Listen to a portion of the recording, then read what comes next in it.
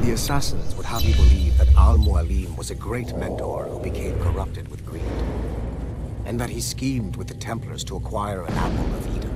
I see instead a shrewd and cunning leader, a man who used his best assassin, Altair ibn Lahad, to eliminate his conspirators in order to keep the apple for himself, so that he could use it to enforce world peace. While it must be stated unequivocally that Al-Mualim was not a Templar, it is interesting to me that his vision of peace was more in line with Templar philosophy than assassin. In the past, both sides had the same goal, that of peace. Our only difference was how we chose to achieve it. Had Al-Mualim not been killed by Altair and allowed to carry out his plan, perhaps we would not be fighting now. It was only after Altair reformed the Brotherhood with its new ideals of free will that the conflict truly escalated and spread across the planet. For if the so-called wise man of the mountain can see things from our point of view, surely the same can be said for other assassins.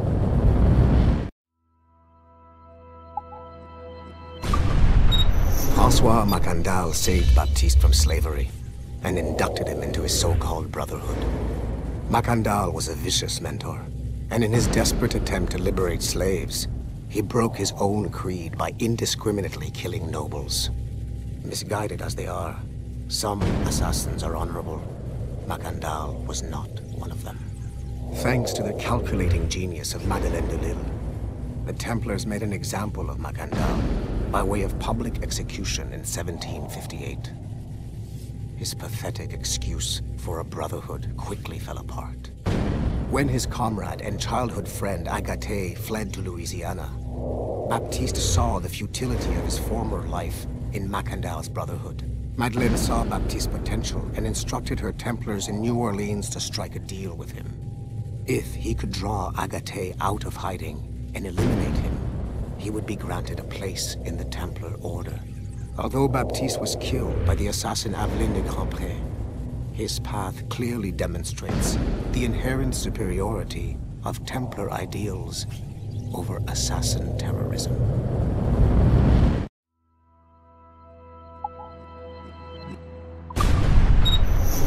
Duncan Walpole rose through the ranks to become a master assassin, but he was restricted by a brotherhood which chose to send him across the ocean to the West Indies, rather than find a way to nurture his potential. Once there, Duncan attracted the notice of Laureano Torres, former governor of Cuba and Templar Grand Master. Through their correspondence, Torres offered a less violent way to achieve their mutual goals, by using precursor artifacts as a surveillance system, rather than the murders and scheming favored by the Brotherhood. Sadly, Duncan was killed by a pirate before the Templars could help him achieve his potential. Although Duncan's story does not have a happy ending, it clearly demonstrates that the Templars' highest goals of peace and order need not exclude personal success and achievement.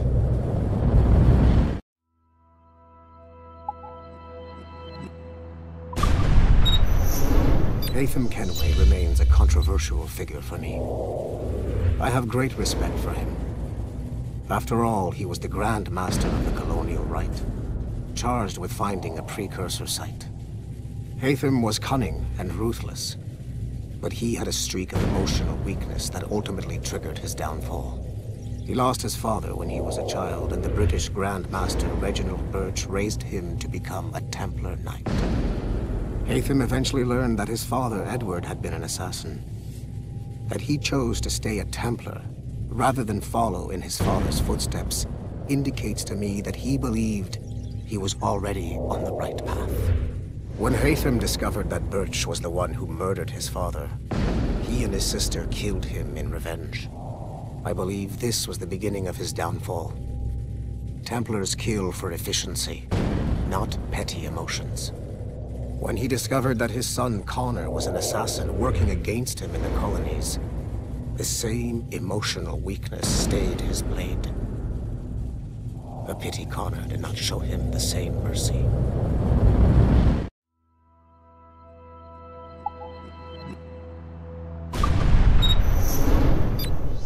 Like Haytham Kenway, Daniel Cross came from an assassin bloodline, as the Orlov family had at least 2 generations who served the Brotherhood. Daniel Cross's history of drug addiction and animus-induced psychosis should not take away from his many accomplishments for the Templar cause.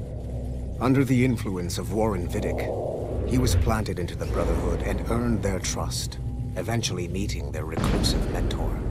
Then his subliminal programming activated, and he killed the mentor, triggering the first great purge of the modern age. Al-Mualim, Haras, Vali Sel Tradat, Baptiste, Duncan Walpole, Haytham Kenway, Lucy Stillman, Daniel Cross. These are but a few prominent examples of something I've always felt. That there will always be assassins who are willing to abandon their cause to serve ours. Yet there is no one who embodies this idea better than Shay Cormac. And I want the assassins to confront this painful reality.